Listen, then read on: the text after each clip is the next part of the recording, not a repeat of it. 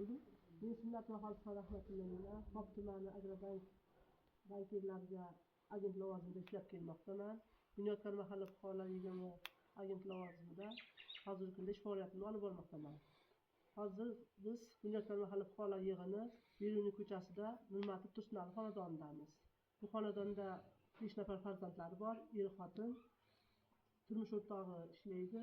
Tursunali va bitta voyaga yetmagan bolasi ishsiz.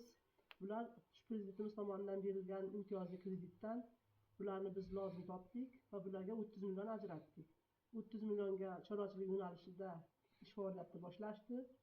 Hozirgi kunda bundan yaxshi daromad olishib, 55-60 millionga yetkazishdi.